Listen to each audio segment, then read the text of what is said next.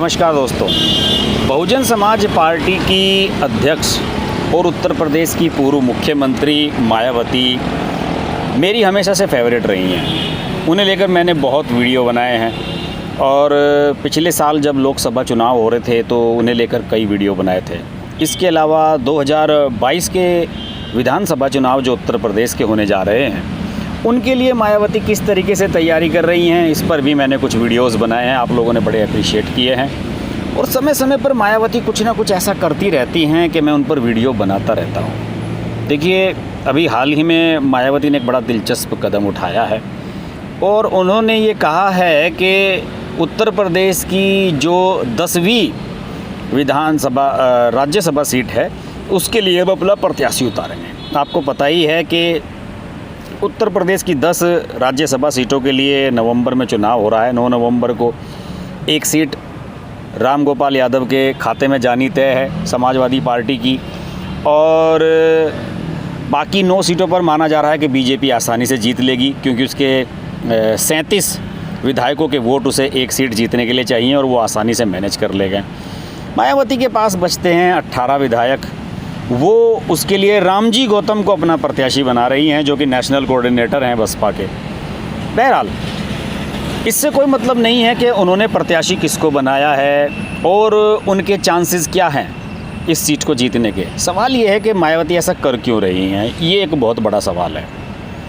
अभी तक जितने भी विरोधी दल हैं वो ये कहते रहे हैं कि मायावती अप्रत्यक्ष रूप से बीजेपी के दबाव में हैं और सीबीआई जांच और तरह की कई ऐसी बातें हैं जिन्हें लेकर मायावती शायद घबराई हुई हैं और इसलिए वो लगातार काम कर रही हैं ऐसे कि उसमें बीजेपी का फ़ायदा हो। ख़ास तौर से कांग्रेस इस तरह के आरोप लगाती रही है। प्रियंका गांधी ने कहा है कि साहब मायावती तो एक तरह से बीजेपी की प्रवक्ता बन गई हैं, और जिस तरीके से मायावती ने मध्य प्रदेश में 28 विधानसभा सीटों का जो उपचुनाव है उस पर सारे प्रत्याशी उतारे हैं अपने, उससे वो लगता है कि मायावती भी ये चाहती हैं कि कांग्रेस का नुकसान वो कुछ ना कुछ करती रहें। कांग्रेस ने भी उनका नुकसान किया था, उनके सारे विधायक अपनी तरफ मिला लिए थे राजस्थान में अशोक गहलोत ने। मायावती कैसे भूल सकती हैं। इसके अलावा उत्तर प्रदेश की राजनीति की अगर बात करूं तो मायावती के जो पास वोट बैंक है दलितों का, वो सारा का सारा कांग्रेस का ही है। आपको याद होगा इंदिरा गांधी के समय में कि ये जितना भी वोट बैंक था ये सारा दलितों का वोट बैंक कांग्रेस का वोट बैंक हुआ करता था। मुस्लिम वोट बैंक सब कांग्रेस का हुआ करता था। मुस्लिम वोट बैंक छीन लिया मुलायम सिंह यादव ने और दलित वोट बैंक छीन लिया काशीराम और मायावती ने। तो अब कांग्रेस के पास कुछ नहीं पता। यही वजह है कि उत्तर प्रदेश में कांग्रेस जीरो है। बहरहाल, अगर बात करूं राज्यसभा के लिए प्रत्याशी उतारने की, मायावती मुझे इस समय सही बताऊं आपको कि कंफ्यूज नज़र आ रही हैं। उन्हें क्या करना है, दरअसल है क्या कि जितने भी विरोधी दल होते हैं अगर वो विरोध में रहकर विरोध की राजनीति करते रहते हैं उनका अस्तित्व बना रहता है, उनका वजूद बरकरार रहता है। लेकिन मायावती कुछ मुद्दों को लेकर तो बीजेपी का, मोदी का, योगी का, इनका विरोध करती हैं और कुछ मुद्दों को लेकर अप्रत्यक्ष रूप से वो समर्थन भी कर देती हैं। राज्यसभा में जब अक्सर क्रूशल वोटिंग की बात आती है, किसी मुद्दे पर स्टैंड लेने की बात आती है, तो मायावती या तो एनडीए के समर्थन में वोट कर देती हैं या फिर बायकॉट कर देती हैं।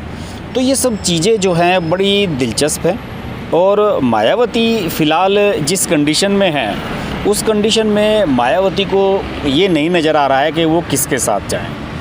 देखिए, उत्तर प्रदेश में अखिलेश यादव के साथ उन्होंने साथ निभाया। लोकसभा चुनाव में वो चुनाव लड़ी और 10 सांसद बन गए उनके। अखिलेश यादव को तो इससे कुछ फ़ायदा नहीं हुआ। समाजवादी पार्टी के इतने विधायक नहीं जीत सके, इतने सांसद नहीं जीत सके। उनके 5-6 सांसद पहले थे और बसपा के साथ गठबंधन करने के बावजूद भी उनके सांसद उतने ही रहे। तो ऐसी स्थिति में मायावती किसके साथ जाएं, ये बहुत बड़ा सवाल है। कांग्रेस के साथ एक बार मिलकर वो विधानसभा चुनाव लड़ चुकी हैं और उस समय उन्हें कुछ खास सफलता नहीं मिली थी। इसके अलावा भाजपा के साथ मिलकर वो सरकार चला चुकी हैं यूपी में, जब 6-6 महीने के लिए दोनों की सरकारें बनी थी। तो ये सब जितनी भी परिस्थितियां हैं वो मायावती को कंफ्यूज एक नेता के रूप में प्रेजेंट कर रही हैं और वो ये भूल गई हैं कि उन्हें क्या गोल अचीव करना है। उन्हें किस तरीके से उत्तर प्रदेश की राजनीति में आगे बढ़ना है, किस तरीके से 2022 के चुनाव में उन्हें जाना है। यही वजह है कि उन्होंने जो राज्यसभा की एक सीट के लिए प्रत्याशी उतारने का फैसला किया है, ये भी एक कन्फ्यूज़ डिसीजन की तरह ही सामने आ रहा है। इससे उन्हें कोई लाभ नहीं होने जा रहा है। शायद इस बहाने मायावती ये जांचना चाहती हैं कि गैर भाजपा दलों में ऐसे कौन से दल हैं जो उनके समर्थन में वोटिंग करा सकते हैं और उनके प्रत्याशी को जीत दिला सकते हैं। ये एक बहुत बड़ा सवाल है। शायद मायावती ये टेस्ट करना चाहती हैं कि 2022 में वो किसके साथ जाकर सुरक्षित हो सकती हैं, क्या कांग्रेस के साथ या फिर से अखिलेश यादव के साथ जाएं। इसी वजह से शायद वो ये आजमाना चाहती हैं। दूसरी ओर अक्सर ये कहा जाता है कि बीजेपी उनका समर्थन कर रही है, बीजेपी उन्हें सपोर्ट कर रही है जगह जगह पर। शायद मायावती ये भी आजमाना चाहती हूँ कि अगर बीजेपी हमारा समर्थन कर रही है तो हमारे प्रत्याशी का भी समर्थन करे और जो 18-19 वोट कम पड़ रहे हैं वो वोट हमें दिलवा दें। शायद मायावती यही जांचना चाहती हैं, लेकिन बिल्कुल कंफ्यूज हैं इस समय।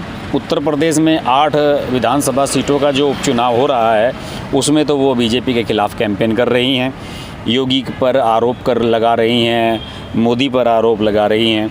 लेकिन उसके बावजूद भी मायावती का राज्यसभा की 9वीं 10वीं सीट के लिए ट्राई करना उत्तर प्रदेश में एक अजीबोगरीब डिसीज़न है।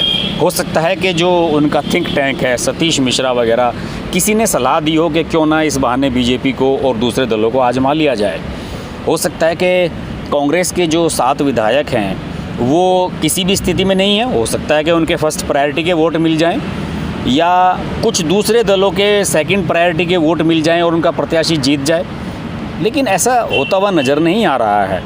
फिर भी उसके बावजूद भी मायावती अगर किस्मत आजमाना चाहती हैं तो उनका साफ साफ एक स्टैंड यही नज़र आता है कि वो इस राज्यसभा सीट के बहाने ये देखना चाहती हैं कि 2022 के विधानसभा चुनाव में कौन उनके दोस्त हो सकते हैं बीजेपी के खिलाफ़। और अगर वो ऐसा सोच रही हैं तो ये उनकी अच्छी सोच है। बहरहाल ये तो स्थिति क्लियर है कि वो ये अपना राज्यसभा का सांसद बड़ी मुश्किल से ही चुनवा सकती हैं। उन्हें इसके लिए प्रयास करने होंगे, दूसरे दलों से संपर्क करना होगा और मायावती इसके लिए जानी नहीं जाती हैं। दूसरे लोग उनसे ज़रूर संपर्क करते हैं, मायावती कभी से संपर्क नहीं करती। आपके याद होगा कि जब अखिलेश यादव ने गठबंधन किया था लोकसभा चुनाव से पहले तो खुद उनसे मिलने गए थे, मायावती उनसे मिलने नहीं गई थी। शायद इस बार भी वो नहीं जाएंगी। बहरहाल यही है स्थिति कि अगर इस चुनाव में कोई दल मायावती का कैंडिडेट को जिताने के लिए सहायता करता है उत्तर प्रदेश में, तो हो सकता है कि उनके नज़दीक जाने की मायावती कोशिश करे। वो अखिलेश यादव भी हो सकते हैं, कांग्रेस भी हो सकती है। इस बारे में हम बात करते रहेंगे। देखते रहिए हर्ष की बात लाइव। नमस्कार। अगर आपको हमारी वीडियो पसंद आई तो वीडियो को लाइक करें, चैनल को सब्सक्राइब करें और नोटिफिकेशंस के लिए बेल आइकन को प्रेस करें।